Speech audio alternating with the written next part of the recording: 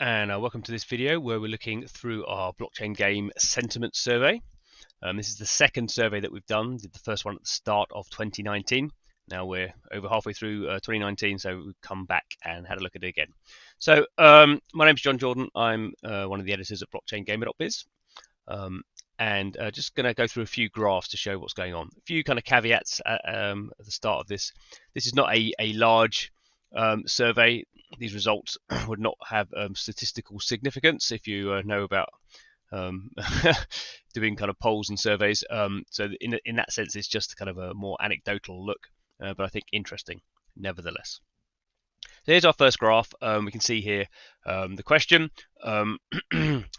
What's your view about the progress of blockchain games during 2019? Okay, so pretty straightforward question. And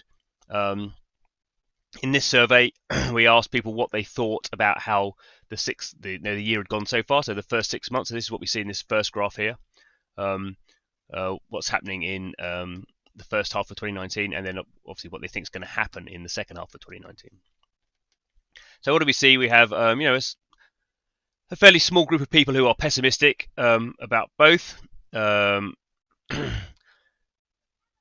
In a sense, that's kind of interesting. With blockchain game sector is seen as a, obviously, I guess, high risk, kind of high growth area. Hasn't taken off yet, but there is some pessimism about maybe people think it's going to be big in 2020 rather than 2019. The vast majority of people are, they wouldn't say that they're not optimists. They're not super optimistic. They kind of think it's going to be kind of slow and steady. It's kind of how we're seeing it. So the first half of 2019, certainly I would agree. We didn't see any kind of explosive growth of blockchain games. Obviously, we saw some interesting changes in say Bitcoin pricing, but in general, we've got almost 50% of people, over 50% of people actually, saying first half of 2019 was slow and steady. What's interesting, I guess, one thing to point out here is actually what happens is you did have a fairly large, 30% of people thought actually 2019 was pretty good. So they had a good time. They thought they would, the sector was developing quite quickly. And actually, if you look at kind of the sentiment for the rest of 2019, so the remaining kind of 6 months, kind of 5 months now, really, I suppose. What we're seeing is an increase in sentiment. So people think it's going to be better than what happened in the first half of the year. So that's just an interesting kind of a benchmark before we look at some other kind of questions that we asked in this sentiment survey. Holding it back, what is the biggest obstacle to blockchain games being more widely adopted? So there's a whole bunch of reasons. All of them are valid to a lesser and greater extent. What's interesting is we have two very clear kind of winners in when we ask this question. So we have low quality of games. So obviously, if we compare blockchain games to non-blockchain games, blockchain games are complex in terms of the gameplay. They're normally quite slow because they're using a blockchain. You're not playing Fortnite on a blockchain. That's changing to a degree, but at the moment, certainly, if you just told a gamer and got them to play a blockchain game, they go, well, it's not very good. It's not a very good game, really. I'd rather stick with the games I've got. So that's pretty clear. And kind of equally important for that really is this idea of low quality user experience. So the user experience is a bit more abstracted away from the game. So we have these low quality games. We could kind of say the gameplay is not very good, and here we could say a big problem is getting people into the game. So the user experience, how do you log into a blockchain game? Do you need some cryptocurrency to do that? How can you get cryptocurrency?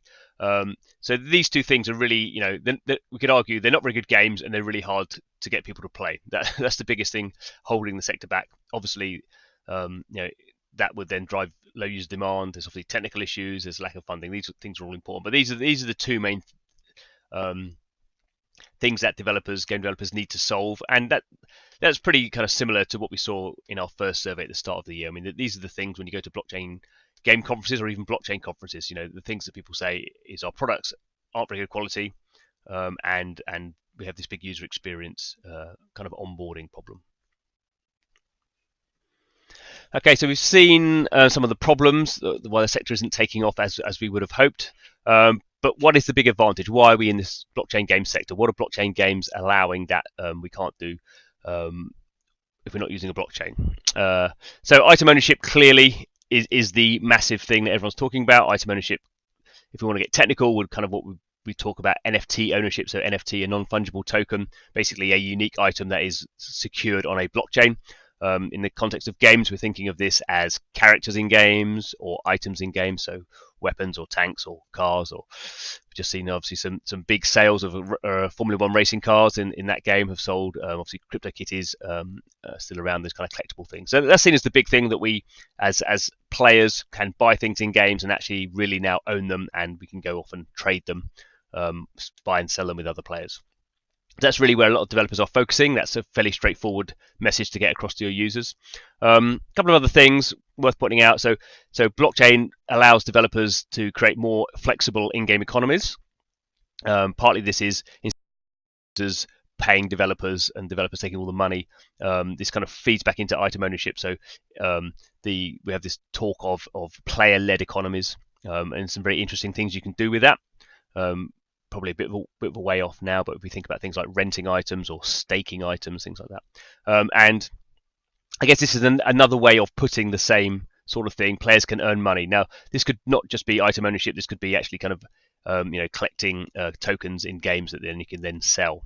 So it's a bit like item ownership, but slightly different as well. So those are the three things that we're kind of thinking about, and obviously they're all related to what players can do, that it is different, and they're quite related to economies and financial models. So that's really where we're seeing something that blockchain games can do that is, if not impossible, very, very hard to do with the current game systems.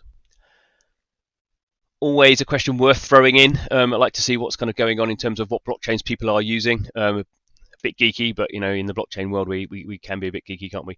That's part of the fun. So we asked people, which blockchain do you think is best for gaming? So what we did here is we're looking at we've done two surveys. So the blue line is this, we asked the same question in January, and then we asked the question in July. So we can see here that Ethereum is the biggest, or generally regarded as the best blockchain for gaming, and actually hasn't changed between surveys. So that's pretty solid. And that kind of, most games that we see are using Ethereum. They may be using other chains as well, but pretty much everything is using Ethereum. Wouldn't read too much into this, but we have seen a bit of an uptick in EOS.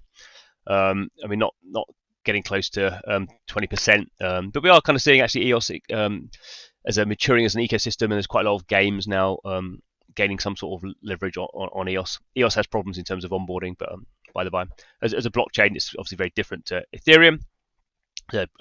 Proof of stake versus proof of work. Let's not go into that.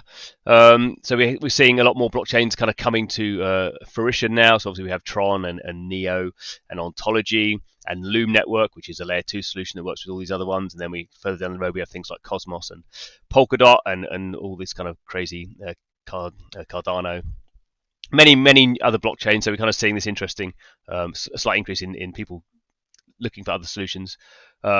And then kind of again, not read too much into this, but at the start of the year, a lot of people thought that this question was irrelevant. Doesn't really matter what blockchain. This is now seen as still,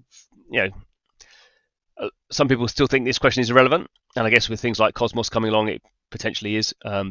But people are kind of trying to make decisions now because they're trying to ship products. So we kind of see this irrelevance question going away a little bit. And the final question, let's leave on a positive note. So we asked people, what blockchain games are you most looking forward to? Obviously, I had a wide range of games. These are just the ones I've pulled out that had kind of significant support, and people could choose more than one, so it wasn't like an either or kind of question. But we can see here, well in the four over, double the nearest rivals, the Sandbox. So the Sandbox is effectively Minecraft on a blockchain, coming out from Pixel Games, now owned by Animoca Brands, both pretty experienced games companies on the mobile space actually. But this Sandbox game's been in development for quite a while now. It's quite complex, obviously, but you have a voxel editor, so you can create these items that you can put into a marketplace, and then people can buy those items and put them in their kind of sandbox environment, and then kind of create games in that. So really interesting, kind of quite high profile, probably pretty ambitious, lots of moving parts on that one, but that people are excited about that. Let's quickly look at some of the other ones. So we have Neon District, so a kind of a 2D turn-based kind of squad game, but very kind of noir, kind of art style at least, kind of quite interesting. Built up a very good community, so no surprise really that people are looking forward to that. We have F1 Delta Time, this game we already mentioned. It's not coming out actually till 2020. It's an official Formula One game where you build Formula One cars and then race them. It has real-world elements that it links into the real Formula One season. But we've just had these 3 big auctions of cars in the game that were the most expensive one sold for over $110,000. At least that was the ETH price. Battle Racers, a bit pretty different to F1 Delta Time. So this is a more kind of Mario Kart style game, kind of cute arcade game. Really good community. That's coming out pretty soon. This is coming out with Decentraland, the kind of virtual world. Gods Unchained, a esport focused card collection game. It's raised a lot of money, over $5 million in its pre-sale. So obviously a lot of interest in that. And then Blanco's Block Party, which is a interesting game coming from people who come out of Activision and Blizzard. I guess this one is the least blockchain focused of all of them. This would be much more just like a really good game where you can use the blockchain to secure elements. So all of these games, I personally find them interesting. I think all of them have a chance to kind of find their own audience. I guess we say these ones here. It'd be interesting to see. These are quite blockchain kind of heavy, so probably appealing to the existing audience. This Blancos one has the potential to go quite broad into gamers, and Sandbox obviously it has a slightly different audience. It's kind of a Minecraft, Roblox sort of thing. So a good selection of product. I think all these personally I find them interesting. So I think in the blockchain game space we certainly have a lot to look forward to. Yes, there are obstacles. Yes, there are problems. Yes, it will probably be slower than we would like, but I think we have a positive kind of roadmap ahead. Obviously, start of next year we will do another survey and see how things have changed. So if you have any comments, please put them in the comments box. But thanks for watching this video, and hope to see you again soon.